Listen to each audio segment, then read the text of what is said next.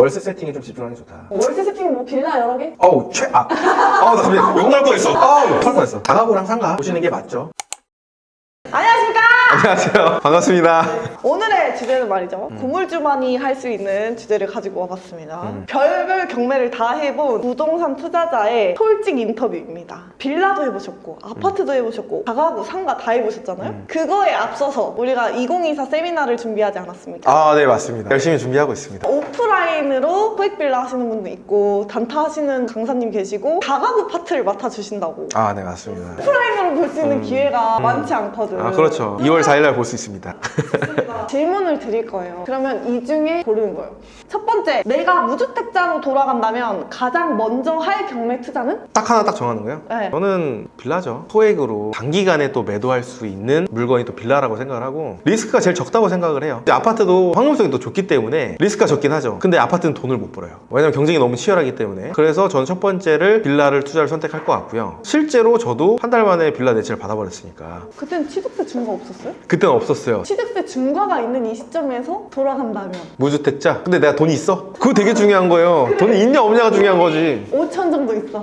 5천이면 일단은 빌라 두 채 해서 1억을 먼저 만든다. 그리고 1억 가지고 다가구로 갑니다. 바로 다가구로. 네. 다음은 가장 빠르게 수익을 낼 수 있는 경매 투자는? 주거용 단타입니다. 왜냐면 빌라만 보게 되면 빌라 매물이 물론 맞아요. 하지만 거기에서도 옥석을 우리가 가릴 줄 알아야 되거든. 거르고 나면 또 물건이 줍니다. 그렇기 때문에 아파트도 동시에 봐야 돼요. 그래서 제가 이제 주거용 단타라는 거고요. 또 여러 가지 종류가 있는데 지분 같은 경우에는 협의를 해서 점유자한테 팔거나 같이 팔거나 이런 방법들이 있어요. 예를 들면 아파트다. 어떻게 경매가 나오냐면 부부가 결혼을 하잖아요. 그러면 공동 명의로 해서 2분의 1, 2분의 1씩 남편 아내로 해서 명의가 되고 거기서 거주하시죠. 그러다가 아내가 몰래 대출을 받은 거지. 그러니까 이게 눈덩이처럼 불어나는데 남편한테 얘기 못 하는 거지. 그러다가 이제 경매 나오는 거는 그렇게 2분의 1만 경매가 나와요. 아파트가. 그럼 내가 그걸 낙찰을 받잖아요. 두 분이 거기 거주하고 있는 거지. 그러면 거기를 정확히 반을 잘라서 여기 선 넘어오면 너 얼마야? 이렇게 할 수가 없잖아요. 그렇기 때문에 그런 경우에는 2분의 1 정도의 지분이 있죠. 이걸 가지고 사용을 하고 있기 때문에 그만큼의 우리가 부당이득금 청구를 할 수가 있어요. 소유권을 취득한 날로부터 계속. 그러면서 우리가 협의를 하는데요. 보통 이제 그런 경우에 2분의 1을 사가라. 빨리 협의하는 방법도 있고 아니면 제가 그걸 가져오는 방법이 있죠. 안일하게 대처하시는 분들이 생각보다 좀 많은 것 같아요. 잘 모르는 것 같아요. 2분의 1 내 건데 뭐 어떡할 건데. 만약에 협의가 안 되면 최종적으로 공유물 분할 소송이라는 걸 해가지고 이걸 경매를 낼 수가 있어. 그 집을. 근데 또 단점은 뭐냐면 이 아파트 지분 물건 같은 경우는 대출이 안 나와요. 내 현금이 다 들어가야 돼. 근데 이제 물건이라는 거는 다양하니까 저렴한 물건들도 많잖아요. 그런 물건들 통해서 협의해가지고 빨리 끝내는 경우들도 많죠. 합의가 빨리 되는 물건들이 있어요. 2분의 1 지분 물건인데 공동명의야. 그 사람들이 거기 거주를 안 한다. 그러면 협의가 힘들어질 수는 있겠죠. 부당이득금 청구가 기본적으로 안 되니까. 지분 물건에 특징들이 다 있다고 저는 생각을 해요. 분묘.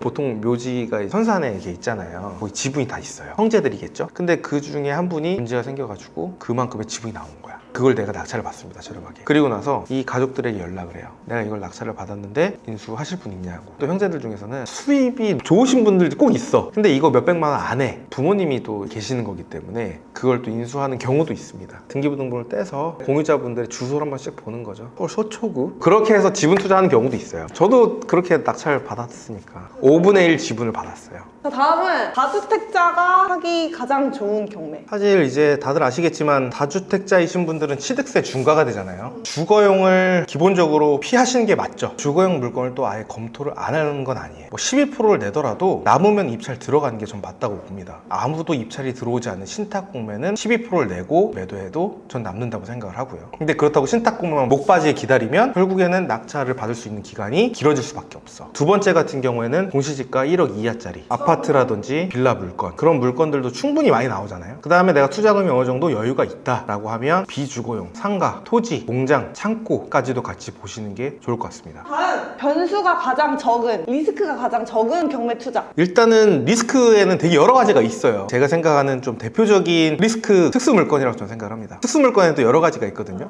유치권도 있을 거고 법정지상권도 있을 거고 지분 물건이 될 수도 있어요. 특수 물건 중에서 제일 대표적인 게 유치권이에요.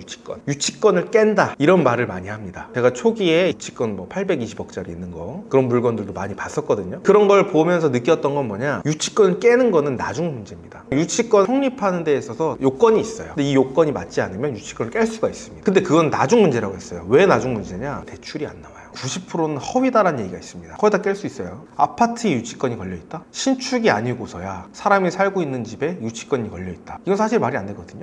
인테리어 업체가 유치권을 걸어놓습니다. 유치권을 성립이 되기 위해서는 제일 중요한 거는 점유예요. 유치권자가 그 해당 물건지에 점유를 하고 있어야 돼요. 실제 소유자가 거기 거주하고 있어. 그럼 애초에 유치권을 깬 거예요. 성립이 안 돼. 누가 봐도 허위죠? 내가 낙찰을 받았어. 대출 받으려고 대출 상담원한테 전화를 했네? 잘 아시잖아요. 이거 유치권 성립 안 돼요. 그럼 뭐라 그래요? 그래도 안 돼요. 그건 어쨌든 나중에 소송을 통해서라도 해결을 하는 건 그 나중 문제고, 대출하는 은행 입장에서는 판결문이 있지 않은 이상은 대출 안 해주는, 유치권 부존재 확인서라는 게 필요해요. 유치권이 존재하지 않는다라는 거지. 그러면 내가 낙찰을 받았어. 그리고 한 달 반 뒤에 잔금을 내야 돼. 한 달 반 안에 유치권자한테 유치권 부존재 확인서를 받아야 돼요. 그거를 제출을 하면 대출을 해줘. 끝나는 겁니다. 자금 계획을 잘못 세우는 거죠. 대출 나올 거라 생각하고 들어가는 거야. 이런 물건들 같은 경우에는 자금 계획을 훨씬 더 보수적으로 철저하게 해야 돼요. 변수가 제일 많고 리스크가 가장 많은 거는 특수 물건이라고 저는 생각을 하고요. 그럼 이제 변수가 가장 적고 리스크가 가장 적은 경매가 있죠. 권리 관계 깨끗한 거, 빨간 글씨라고 하잖아요. 이런 부분들이 사실 리스크가 있죠. 다 리스크가 있는 건 아닙니다. 아, 이거 나만 알아야 되는데 이거 얘기해도 되나?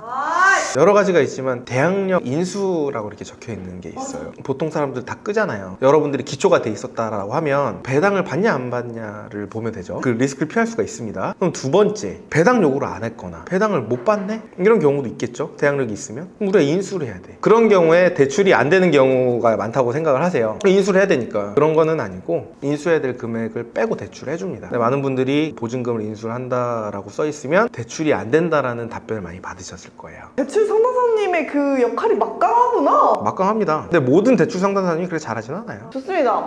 다음은 직장인에게 가장 적합한 경매 투자. 돈이 좀 있어요? 좀 있어.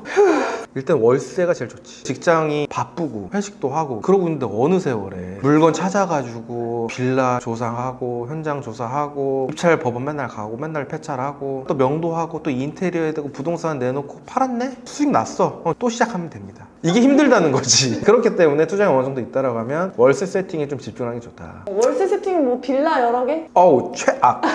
어우 나 갑자기 욕 나올 뻔했어. 어우 토할 뻔했어. 다가구랑 상가 보시는 게 맞죠. 다가구 주택의 특징이 가구 수가 많다 하더라도 1가구 1주택으로 똑같이 인정이 돼요. 비과세도 받을 수 있고 임대소득도 비과세도 있고, 또 주거용이다 보니까 가격만 저렴하다고 하면 임대는 다 들어와요. 공실 리스크가 크게 없습니다. 그래서 일단 다가구 주택이 일단 좋고요. 두 번째는 이제 상가인데요. 상가가 제일 어렵습니다. 좀 어떤 물건의 상가를 좀 보셨으면 좋겠냐. 첫 번째는 당연히 유동인구가 많은 1층, 두 번째는 아예 고층에 평수가 큰 상가를 노리셨으면 좋겠어요. 일단은 평수가 크잖아요. 업종 자체가 인테리어 비용이 좀 많이 들어가요. 임차를 드릴 때 일단 시설비가 좀 많이 들어갔기 때문에 월세를 좀 많이 밀리거나 2년 하고 나가시거나 그러실 분들은 아니거든요. 그래서 만약에 상가를 보신다라고 하면 층수가 높다 하더라도 전용 면적이 좀 큰 그런 물건을 좀 투자를 하시는 게 안정적으로 직장 다니면서 월세를 받는 게 조금 더 나으실 것 같습니다. 저는 양파입니다. 까도 나옵니다. 그 경험으로 인해서 저한테 맞는 또 투자 방향을 또 찾았던 거고, 여러분들도 많은 강의도 좀 들어보면서 나한테 맞는 투자 종목과 그런 성향들을 좀 찾아가셨으면 좋겠습니다. 이미 영상을 올리기 전인데 거의 절반이 찼어요. 아 정말요? 네, 거의 절반이 찼어요. 재밌게 강의를 해보는 걸로 하겠습니다. 네.